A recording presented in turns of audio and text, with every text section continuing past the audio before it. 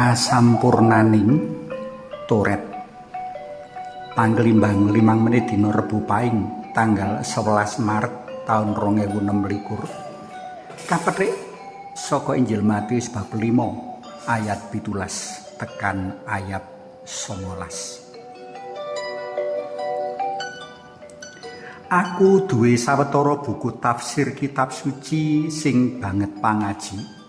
Mligine kanggo piranti pathokan ngrakit PLM sarta katerbitake dening penerbit Kondang. Cacate merga anggone jilid elek, buku mau padha mrotoli. Saben-saben nyekelan migunakake buku-buku mau ana rasa gelo ing ati. Eman buku-buku banget wigati mumpangati tur ya apik desaine ning dadi kurang pangajine jalaran kurang sampurna. Aku nggambarake paugeran Toret ana tangane para ahli Toret lan wong-wong Parisi pindho sawijining buku becik piguna kang kurang pangaji. Mrotoli kana kene jer ora katuhoni kanthi konsekuen. Para ahli Toret ora bisa njait utawa ndondomi rerangken paugeran Toret kang banget ing luhur mulya sipate migunakake bolah lan lim pakarti tresna asih. Kaya kang Gusti Yesus piyambak wola-wali elingake sarta kritik marang wong-wong Parisi lan para ahli Toret. Wong mau kurang kepara ora duwe lem lan bolah pakarti katresnan lan welas asih.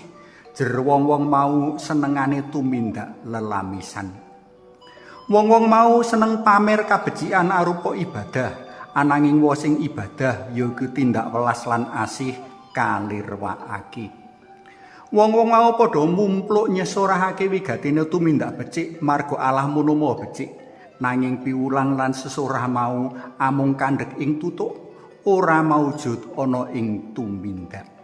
Mula marang para murid mligine sarta marang wong-wong Yahudi sumrambahi Gusti Yesus paring piweling mawanti-wanti. Tindakno piwulange para ahli Toret lan wong-wong Parisi nanging aja mbok tiru, aja mbok conto tumindaki. Kanthi piwulang lan tulodo kabecikan dalem, Gusti Yesus rawuh ngasta lim lan bolah kasuwargan. Lim lan bolah tresna asih kanggo njait lan ndondomi rerangken paugeran Toret kang padha mrotol awit pakartine para ahli Toret lan wong-wong Parisi saengga bali sampurna kaya kang kakersakake Allah. Panjenengane nenganake tindak welas asih tinimbang pathok bangkrong nuhuni pakoning Toret. Panjenengane luwih akeh migatekake lan tumindak becik marang wong-wong cilik keserakat keceh dosa sarta wong-wong manca kang kasibrat singkirake dening wong-wong Yahudi minangka jangkep lan sampurnaning paugeran Toret.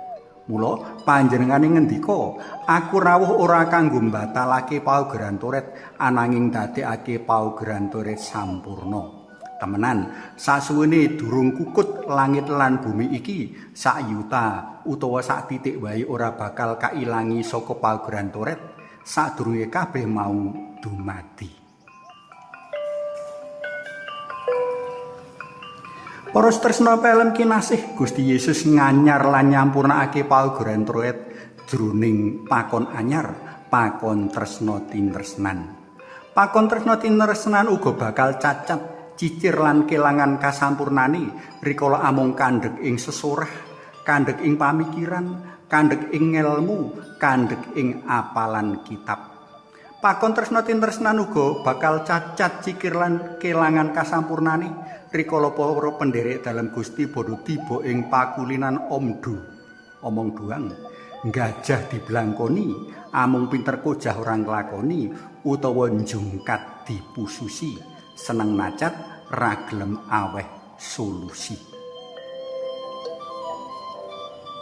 Suwawi sami munjuk kunjung asma dalem Yang Rama Yang Putra Tuwin Yang Roh Suci. Amin.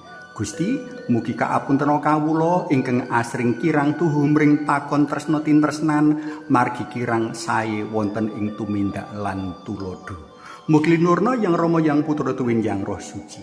Kados mula buka sakmenika sarta sak lami-laminipun. Amin. Konyang kasmu dalam Yang Rama, Sang Yang Putra, Tuwin Yang Roh Suci. Amin.